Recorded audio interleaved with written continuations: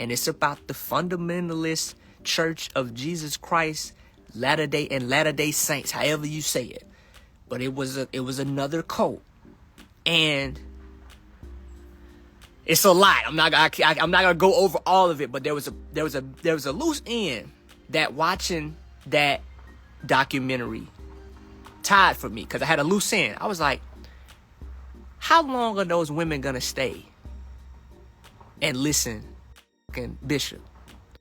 Kind of shocked when I heard Aaron say what he said about the remaining of the Carbonation members that are over there repping Natureboy, which are the women. And I just kind of thought that it was kind of a low blow, a low vibrational statement to make, because everybody does things at their own pace. Some people sit with themselves and it takes them longer to remove themselves from toxic situations, and I just kind of sort of was like, I hope going forth Aaron doesn't from a distance, because he knows he was watching the stuff that we were saying when he was still over in Carbonation and representing Natureboy. I just hope from a distance he doesn't throw low shots, because he's kind of angry that they're still there, and he still remembers that he just left not so long ago. It's not like it's been months that Aaron's been gone or Kendra has been gone and they've seen the light.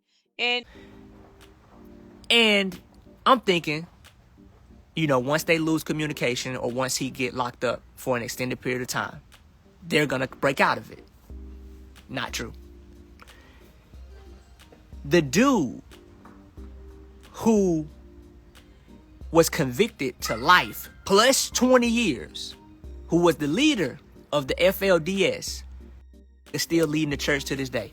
They all are still in the same category of people still are going to think that if it wasn't for Natureboy getting locked up, none of them would have left.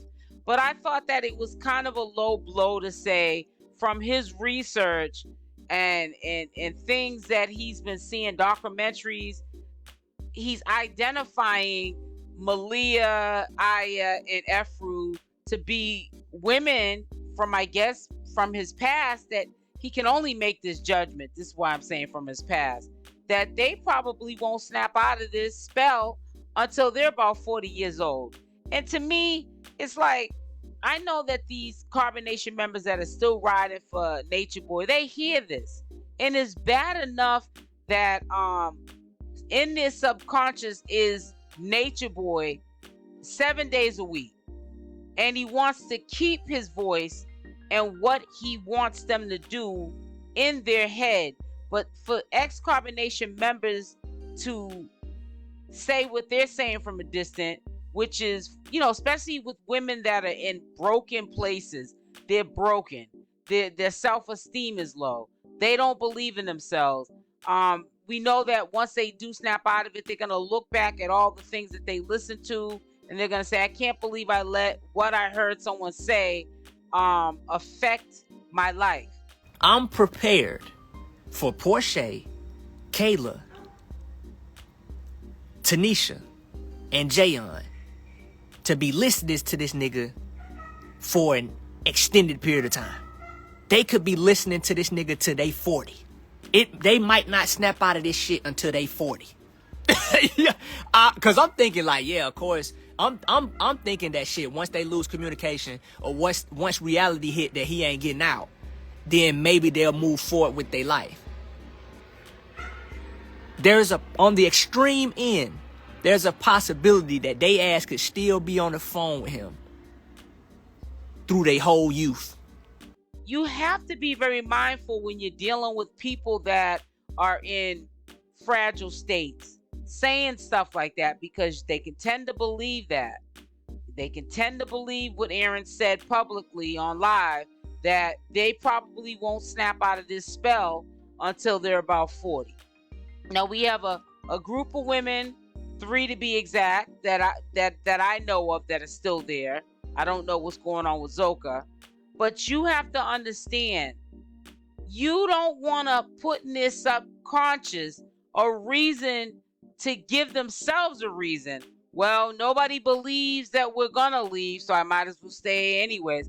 People that are in a real messed up space and they're not thinking clearly, their self-esteem is all bruised, you can only imagine some of the things that logically just don't make any sense because they're not thinking clearly.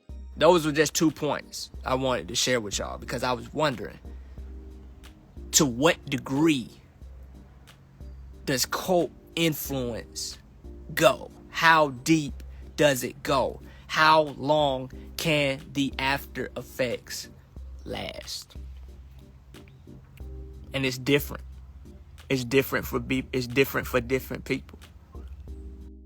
And you can further break this spirit and the little self-esteem and the eagerness to want to break the chains. You can literally within a second with words tear that little bit of strength that they have in them to leave. You know, you can just knock that right out of them.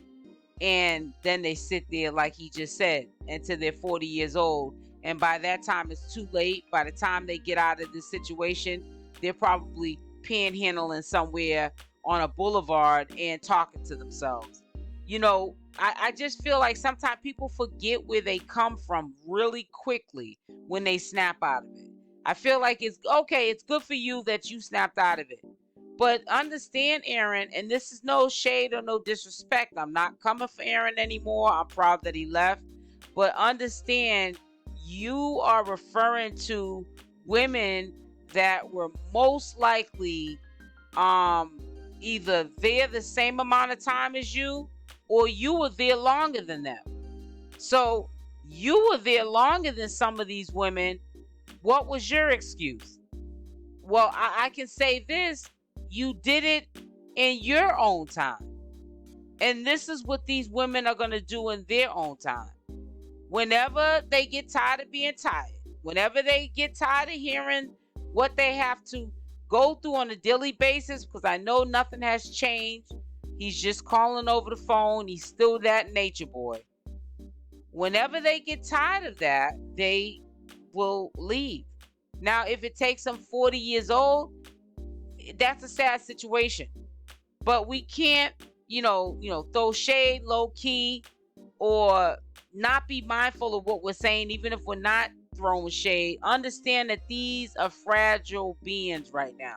These are people that ultimately need to be in counseling, talking to a psychiatrist on a weekly to daily basis, and perhaps even on some type of medication, because they have been traumatized to the highest captivity. And the last thing at this point, they only have a support system of, each other, is to hear people who shared the same traumas not even having faith in them. I really feel like, True needs at this point to just keep hope alive.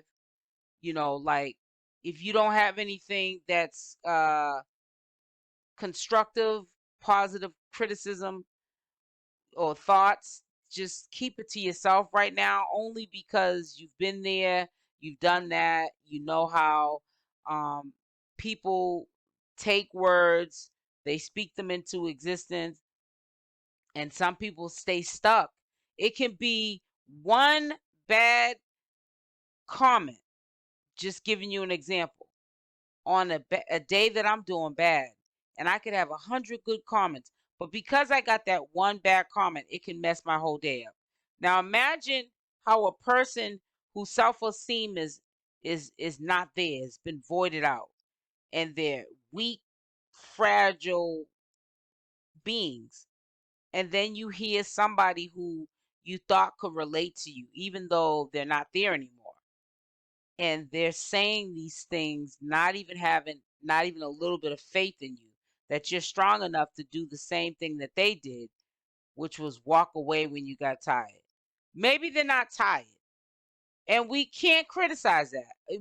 We know it's not for us, but when people are brainwashed and deprogrammed, they don't see the logic like we do, guys. So we can't just throw in the towel and wash our hands and give up on them. We just have to be supportive. We just have to spread the message that things will get better and that they need to get out of this situation and be with family and friends that truly love them, and they're not trying to suck and drain their energy and use them for content, and for them to move on with their life.